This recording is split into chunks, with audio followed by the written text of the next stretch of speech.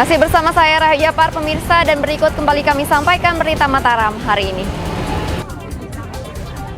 Atraksi sembur api gagal, seorang siswa SMP di Lombok Timur dirujuk ke rumah sakit karena terluka bakar.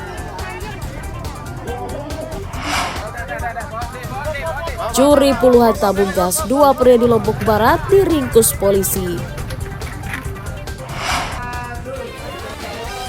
Ratusan ribu rumah tangga dan remaja di Mataram mengikuti diskusi kesetaraan gender yang digelar Yayasan Pundi Amal Peduli Kasih bersama Bank BTN.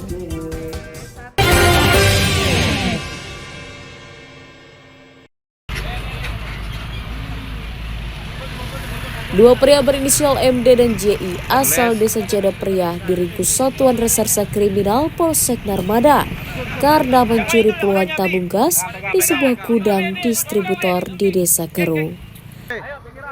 Keduanya diringkus setibanya di Pelabuhan Lembar setelah bersembunyi sekitar 1 minggu di Pulau Bali. Para tersangka tidak bisa mengelak karena petugas membawa bukti rekaman kamera pengawas. Tersangka mencuri puluhan tabung gas menggunakan mobil pick-up dan menjualnya secara ecer melalui media sosial. Polisi menyita 1 unit tabung gas, ketapel, 3 ponsel, dan 1 mobil pick-up sebagai barang bukti. Awalnya kita kejar sampai ke Bali, kemudian di sana kita kita hunting, kita lidik, kemudian kita ketemu dengan sanak keluarganya yang ada di Bali. Kemudian pelaku ini tahu kalau dia dikejar dan akhirnya balik ke Lombok. Setelah tahu pelaku ini dikejar sampai ke Bali, pulang ke Lombok, kemudian kita hadang di pelabuhan KP3 Lembar. Di sana kita dibantu dengan instansi teman-teman TNI dan Polsek setempat juga. Tersangka mengaku membagi hasil penjualan tabung gas sama-sama 1 juta rupiah. Udah berapa kali curi tabung gas? Cuma itu aja sekali. Sekali itu. Berapa dijual itu? Kurang tahu kan. Cuma dibagi 1 juta aja. 1 juta, sudah dapat 1 juta. Tersangka dijerat pasal 363 Undang-Undang KUHP tentang pencurian dengan ancaman hukuman 7 tahun penjara. Awaludin melaporkan dari Kabupaten Lombok Barat. Pak, badannya dulu, Pak. Pria berinisial AA 48 tahun dan 2 anaknya berinisial AYR 20 tahun dan FH 25 tahun diringkus Satuan Reserse Narkoba Polresta Mataram karena berkomplot berbisnis narkotika. Ketiganya ditangkap di rumahnya di Kelurahan Ampendan saat menunggu pembeli.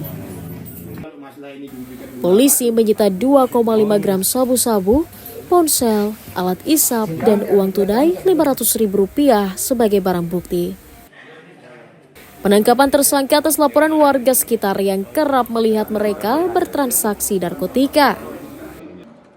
Polisi memastikan ketiganya juga pengguna aktif narkotika dibuktikan dengan hasil tes urin positif.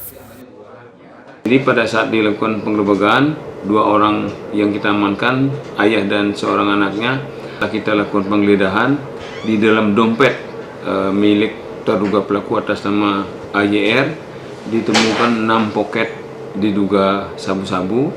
Kemudian setelah lakukan penggeledahan di dalam rumah, kita temukan lagi 1 anaknya. Di pemeriksaan urin, 3-tiganya positif mengandung narkotika jenis sabu-sabu. Tadi dijelaskan siapa pemilik barang bukti? Siapa? Anaknya. 6 poket. Itu Bapak dapat dari mana itu? Berarti yang dapat itu anaknya. Anak Bapak apa di sana?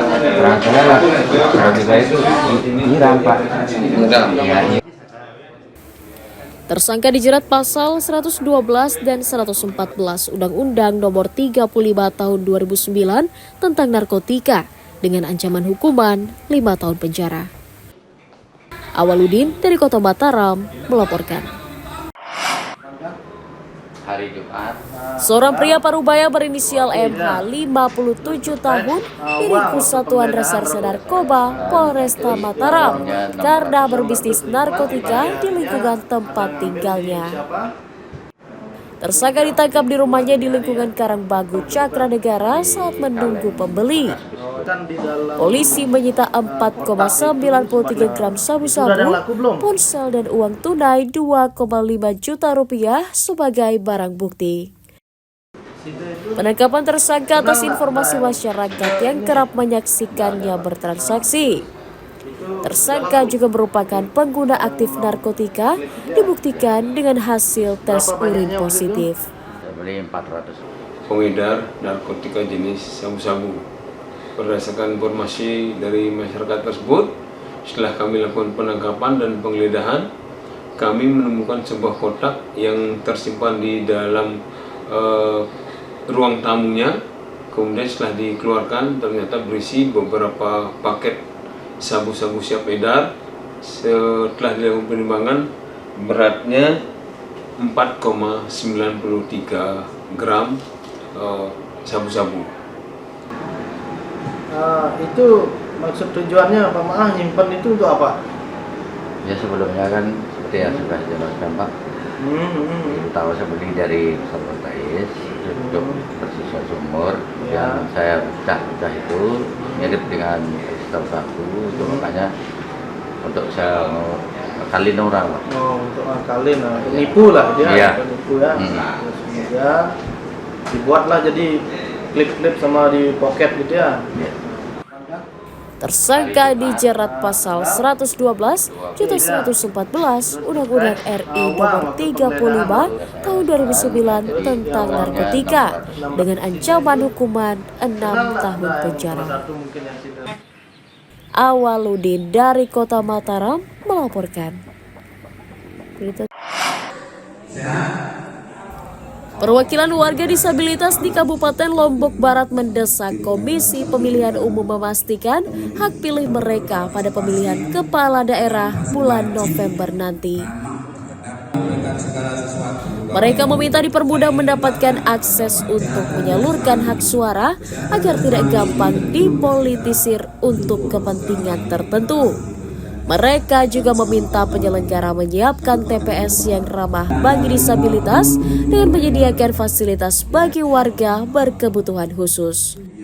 Warga difabel berharap mereka diperlakukan setara dan dapat menyalurkan hak politiknya dengan langsung, umum, bebas, dan rahasia. Kalau bila perlu, kalau kita mau milih itu kan harus ada tempat yang khusus, jangan dilalaikan gitu dah. Sang layak ya? Iya. Jadi coklat. Oh sudah, berarti memilih besok ya? Iya. Kemarin juga milih waktu pemilihan kemarin. Apa yang dirasa kurang? Nggak ada. Nggak ada yang kurang. Tapi kan udah lengkap semua itu. Hanya TPS saja ya? Iya. KPU menjamin warga disabilitas dan segmen minoritas mendapatkan hak pilih dalam pemilu kada. TPS tempat mereka memilih itu kesimpulannya tidak ramah disabilitas. Komisioner KPU Kabupaten Lombok Barat, karena ini kejadiannya tadi Mbak Nadia itu di Gili Sasak tadi, sehingga harus diatensi. Jadi TPS di mana Mbak Nadia tadi memilih itu besok tidak boleh begitu lagi. Nah, sehingga tentu saja ini kan menjadi temuan yang menarik. Sehingga kita juga himbau kepada semua kabupaten kota itu agar benar-benar mengatensi ini. Karena memang di aturan itu jelas, TPS itu harus didesain ramah disabilitas. Ada ataupun tidak ada di situ. KPU mendata jumlah pemilih disabilitas di Kabupaten Lombok Barat mencapai 1.800 orang dan telah masuk dalam daftar pemilih tetap. Hairul Amri melaporkan dari Kabupaten Lombok Barat.